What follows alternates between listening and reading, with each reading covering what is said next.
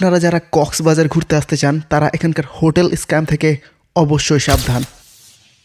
আপনারা যদি first time আসেন, যারা আগে থেকে আসেন বা যারা এই বিষয়গুলো জানেন তারা তো জানেনই, যারা জানেন না তাদের উদ্দেশ্যে বলছি।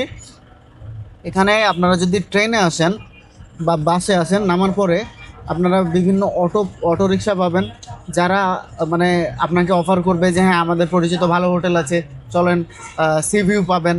হ্যাঁ, তো সেগুলাতে আপনারা মানে সেগুলোর কথায় কান দিবেন না, কারণ তারা হচ্ছে যে তাদের একটা কমিশন ফিক্স থাকে, যে তারা ওই কিছু সিলেক্টেড হোটেল তাদের সাথে মানে কমিশন যুক্ত থাকে, সেখানে নিয়ে গেলে তারা প্রতি পার্সন প্রতি বা হচ্ছে যে তারা এই কী বলে যতজন উঠে সেই অনুযায়ী তারা কিছু পার্সেন্টেজ পায়। সে কারণে আপনারা তাদের সিলেক্টেড যেই হোটেলগুলো আছে সেগুলোই নিয়ে যায়। কিন্তু বিষয় হলো ফ্যামিলি নিয়ে আসেন বা হচ্ছে যে আপনি সিঙ্গেলও আসেন বা ফ্রেন্ডদের সাথে আসেন, সিকিউরিটি ইস্যু অবশ্যই ম্যাটার করে মানুষের লাইফে। তো যেই সেই হোটেলে যাবেন না, বিশেষ করে তাদের দেখানো হোটেলে যাবেন না, তারা কস্ট কাটিংও বেশি নেবে, প্লাস সেখান থেকে কমিশনার আসে আপনাকে যে কোনো হোটেলে রেখে দেবে। তো আপনারা আপনাদের চুজ করা হোটেলগুলোয় আসবেন, আপনারা রিভিউ দেখবেন গুগলে। আরও বেশ কিছু থার্ড পার্টি অ্যাপস আছে যেগুলোর মাধ্যমে আপনারা অনলাইনে আগে থেকেই বুকিং দিতে পারবেন। হ্যাঁ, তো ওভাবে বুকিং দিয়ে তারপরে অন সিজনে বিশেষ করে তারপরে আসবেন কক্সবাজারে।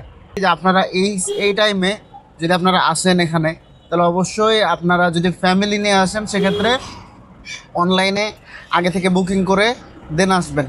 আর তাছাড়া আপনারা যদি ফ্যামিলি নিয়ে আসেন, দেন মনে করেন যে আমরা স্পটে যে দেন আমরা হোটেল চুজ করে সেখানে উঠবো, তাহলে এটা আপনাদের জন্য ভুল ডিসিশন হবে। কারণ ফ্যামিলি নিয়ে রাস্তা মানে ঘুরে ঘুরে দেখা, আর প্রত্যেকটা হোটেলই এখন ফুল বুক যাচ্ছে, তো সেক্ষেত্রে হোটেল পাওয়াও টাফ, আর এভাবে এসে দেখা যাচ্ছে আপনাদের হোটেল চুজ করাও টাফ।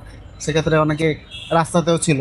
আরও ডিটেলসে জানতে এবং ফুল ব্লগ দেখতে অবশ্যই নিয়াজ ব্লগারের সাথে থাকুন। খুব শীঘ্রই আসছে ফুল ব্লগ। ততক্ষণ সবাই আপনারা ভালো থাকবেন, সুস্থ থাকবেন। আল্লাহ হাফিজ।